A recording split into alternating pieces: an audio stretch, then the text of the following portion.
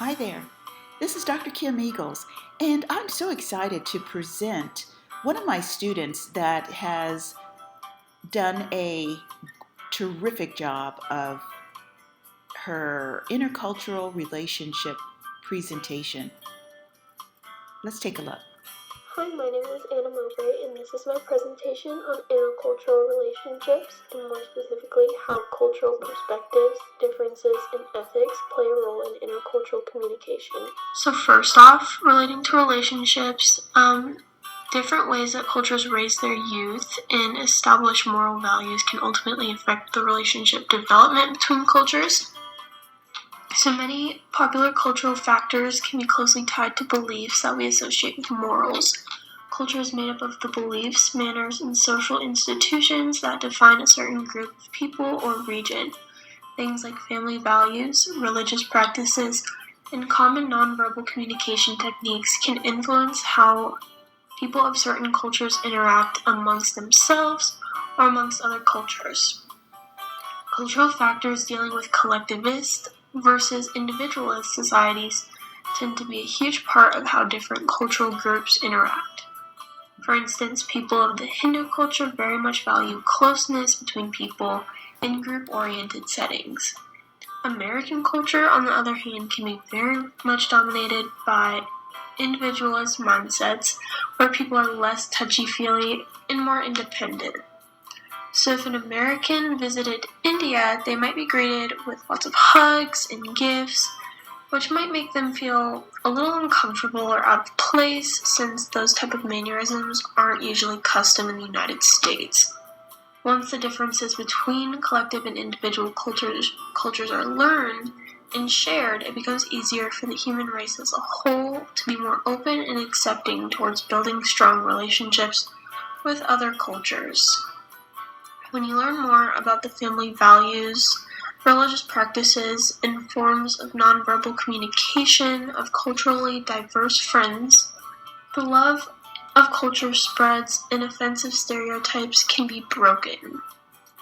And that is pretty much how different cultural factors can influence the development of specific relationships.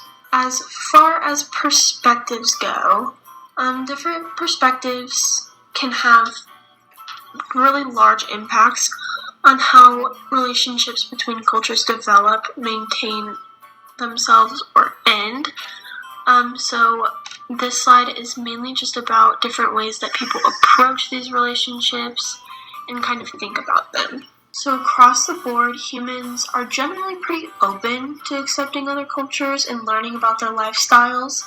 I'd be willing to bet that if we saw someone who was different than us on the street and had some cool headdress on, we'd probably be willing to learn about it. We might not associate it as our culture, but the majority of America would be very open to learning about it and getting more info. However, all it takes is one false stereotype or negative experience to ruin those relationship building opportunities and to reject the desire to build those relationships. So generally, people lean towards welcoming people with similar cultures to theirs. So if you see someone that looks like you or acts like you, you're probably more inclined to want to build a relationship. So for example, many Asian cultures have similar beliefs about the importance of education, proximity to others, like how close people are supposed to stand and associate with each other, and then family values / status. So cultures similar to those other Asian cultures generally support developing and maintaining relationships with each other. However, cultures who are ethically and morally diverse believe the opposite and would most likely want to end a relationship or take a step back from that culture. One of the general ideas presented in an article that I cited, it's called Ethical Issues Across Cultures, Managing the Differing Perspectives of China and the U.S. One of their main ideas was that, this is in quotes, our objective is not to point out which practices are ethical and which are unethical. Our objective is to understand the differences and outline a means of managing them. And so when judging whether or not to develop, maintain, or end cultural relationships, I believe we as a generation should take the time to invest in learning other cultures and embracing the differences between them. When we have other perspectives, and we have a chance to look into the cultural situations of others, we gain a higher sense of empathy overall and end up trying to develop relationships with cultures rather than ending them. So this is a quote that I found by Robert Allen. It says, "Cultural differences should not separate us from each other, but rather cultural diversity brings a collective strength that can benefit all of humanity." So this next slide talks about how different cultural norms and values can influence intercultural conflict as a whole. So as you can see, I outlined 3 different types of cultures. You can see that Latin American culture and Asian culture are both high context, and American culture is low context. So when a person is inexperienced in reading other cultures or has little knowledge about the cultural norms of a different country, it can be easy for conflict to arise. Much of the time this can happen during tourist occurrences. In traditional Chinese customs, it's inappropriate to make direct eye contact, and it's expected that you start a conversation with a greeting. And typically Chinese people have a manner of being overly nice and trying to engage in conversation. So China is also collectivistic, so they thrive in group settings and have limited personal boundaries. So as an example, if an American were to visit China on vacation and interact with the locals, if the American makes direct eye contact, doesn't give a smile or a ni hao, and refuses to answer questions that the native might have, a conflict might arise. Knowing the cultural norms, values, and boundaries is so important in the effort to communicate with other cultures. For simple reference, it's very beneficial to know the traits of high context and low context cultures, just like I pointed out on this slide here. High context cultures are group-oriented. Responsibility and pride is a group effort.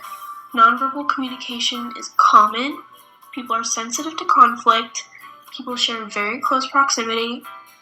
Change in the culture takes time, and the process of learning is heavily valued. However, in a low context culture like America on this slide, people are self-oriented. Responsibility is individual. Verbal communication is custom. Conflict is overlooked easy. Personal space and privacy is very important, so you can't get super close. Change happens often and is very rapid, and speed is valued when learning. So my next topic is different conflict styles. This is again branching off of high context cultures versus low context cultures. And this is just a better illustration of how they interact.